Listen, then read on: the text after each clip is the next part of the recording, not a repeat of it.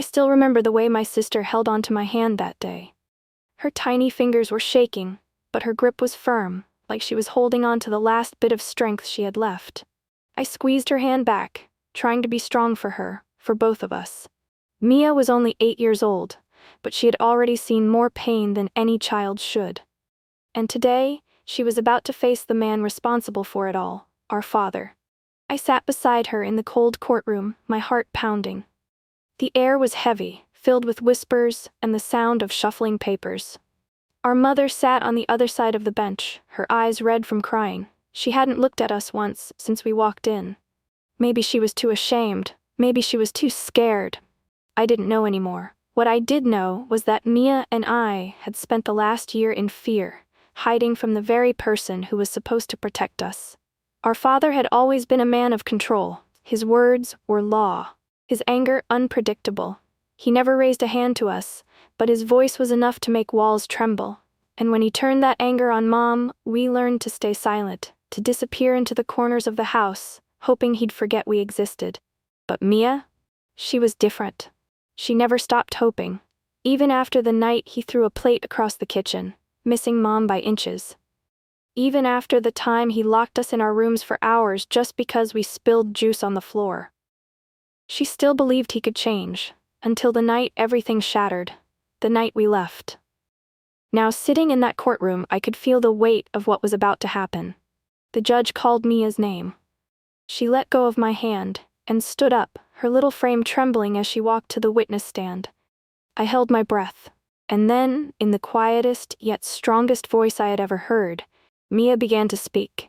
Mia climbed into the witness chair, her feet dangling above the floor. She looked so small against the towering judge's bench, surrounded by men in suits and papers stacked high like walls around her.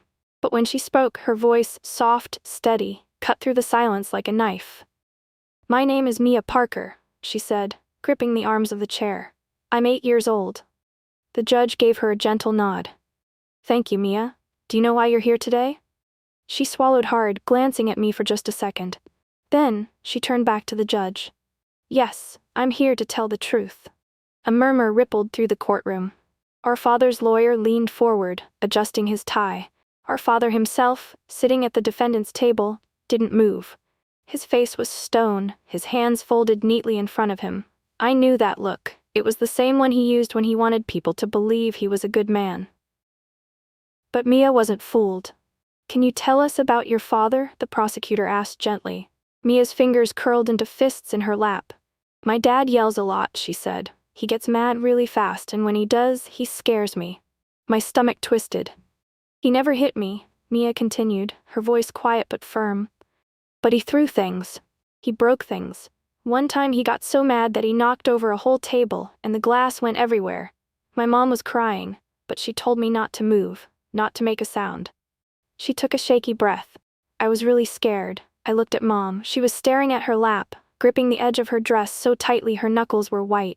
The prosecutor nodded. "And how did that make you feel, Mia?" She blinked, as if the question confused her. "Like I wasn't safe in my own house," she said. The courtroom was silent. Even the judge seemed to pause, watching her closely. Then came the hardest question of all. "Mia," the prosecutor said softly, "do you want to live with your father?" My breath caught in my throat. This was it, the moment everything hinged on. Mia didn't hesitate. She turned her head and looked directly at our father, her eyes shining with tears. "No," she whispered. Then, louder, "No, I don't want to live with him. I don't want to be scared anymore." Gasps filled the room. Even the judge looked taken aback. For the first time, our father's expression cracked. His jaw tightened, his fists clenched, and for a moment I thought he might explode right there in the courtroom. But he didn't. He just sat there, silent, while Mia's words hung in the air like a heavy storm. I reached for her hand as she climbed down from the chair, and she grabbed mine tightly, holding on like she'd never let go. And just like that, everything changed. Mia sat back down beside me, her little hand trembling in mine. I squeezed it gently, hoping she could feel how proud I was of her. But inside, my heart was racing. Had she said enough? Had she done enough? Or would the court still send us back to the man who had ruled our lives with fear? The judge adjusted his glasses and cleared his throat. "Thank you, Mia," he said, his voice softer than before. You were very brave. Mia nodded but didn't say anything. She just leaned into me, pressing her forehead against my arm like she was trying to disappear. Then, all eyes turned to our father. The prosecutor had asked him to testify next. He stood slowly, straightening his expensive suit, and walked to the stand. I had seen him talk his way out of trouble so many times before, with teachers, with neighbors, even with the police once. He always knew what to say, how to twist the truth to make himself look like the victim. And today, he was going to try again. Mr. Parker? His lawyer began, voice smooth and confident. You've heard your daughter's words. How do you respond? My father sighed dramatically, rubbing his forehead like this whole thing was exhausting for him. I love my daughters, he said, shaking his head. I've always provided for them, given them everything they needed. I don't know why Mia would say these things. Maybe their mother has turned them against me. A few murmurs spread through the courtroom. I clenched my fists. He was doing it again, pretending, lying, twisting the truth. But this time it wouldn't work. The prosecutor stood up. Mr. Parker, your daughter just said in her own words that she was scared of you. Do you deny ever making her feel unsafe? My father shifted in his seat, his jaw tightening. I may have raised my voice, but I never hurt them, he said.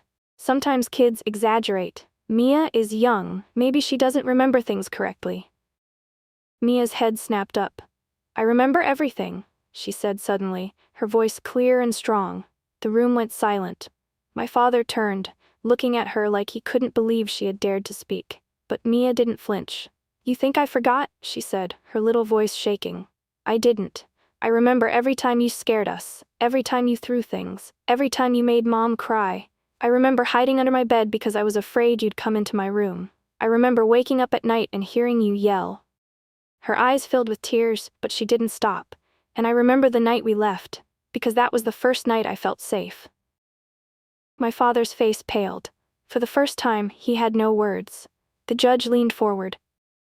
That's enough, he said, looking at Mia with something almost like admiration. Then, he turned to my father.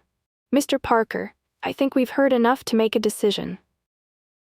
I held my breath, and then the words that would change our lives forever came. The courtroom was so silent, I could hear my own heartbeat pounding in my ears. The air felt heavy, thick with tension, as if the walls themselves were holding their breath, waiting for the judge to speak. I tightened my grip on Mia's small hand, feeling the way her fingers trembled against mine. She didn't say anything, but I could tell she was just as scared as I was. The judge, an older man with a stern face softened only by the deep lines of experience, flipped through his notes, adjusting his glasses. My stomach twisted with every second of silence. And then, finally, he spoke.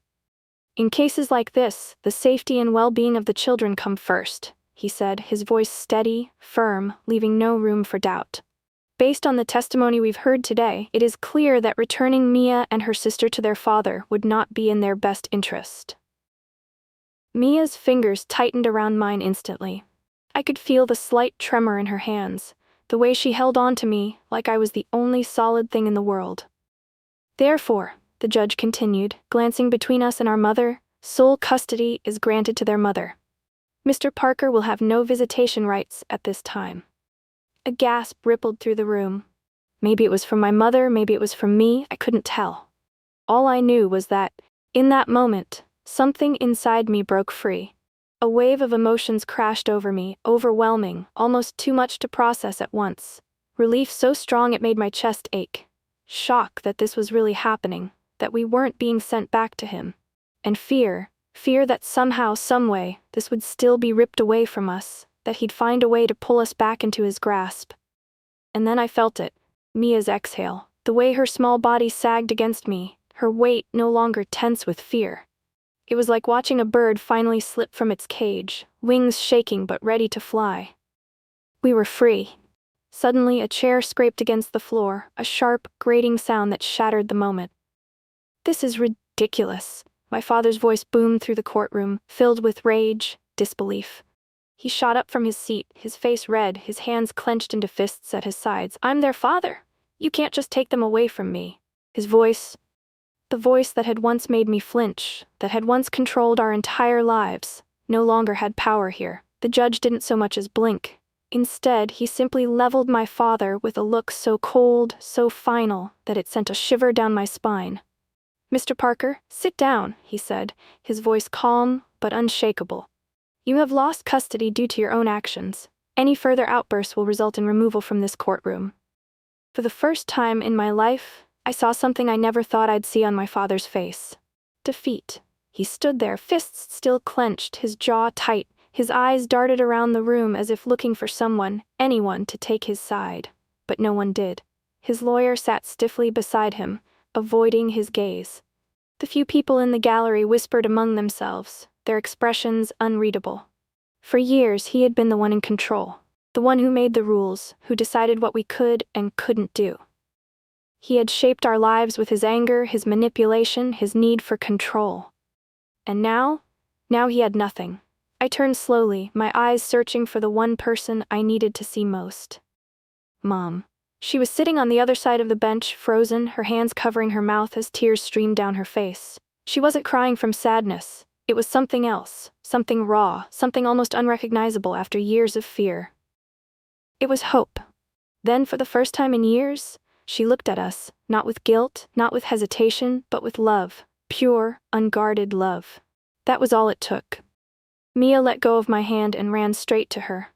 "Lam," she cried, her voice breaking as she threw herself into her arms. Mom caught her instantly, holding her so tightly it was like she was afraid to let go. Her body shook with sobs, her fingers weaving through Mia's hair, pressing her close. I stood there watching them, feeling my own tears finally fall. For so long, I had been the strong one, the one who held everything together, the one who made sure Mia didn't feel alone. But now, for the first time, I let myself feel it. We were safe, we were free. The bailiff signaled for everyone to rise, and the judge stood, gathering his papers before exiting the courtroom. People began to shuffle, whispering to each other, but I barely noticed. As we turned to leave, Mia suddenly stopped. She turned back, her small shoulders straight, her chin slightly lifted.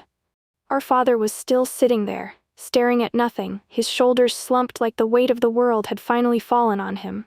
For a moment I wondered if Mia would say something. If she would cry. If she would give him one last glance filled with longing, with hope that he might change. But she didn't. She simply turned back around, her little hand reaching for mine.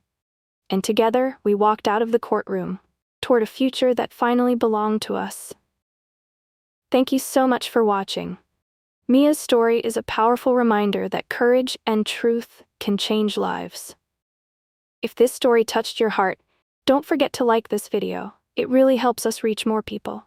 We'd love to hear your thoughts, so leave a comment below and let us know what you think.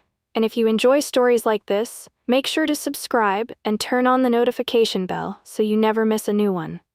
Also, share this video with your friends and family, because you never know who might need to hear this message today. Together, we can spread stories that inspire and bring change.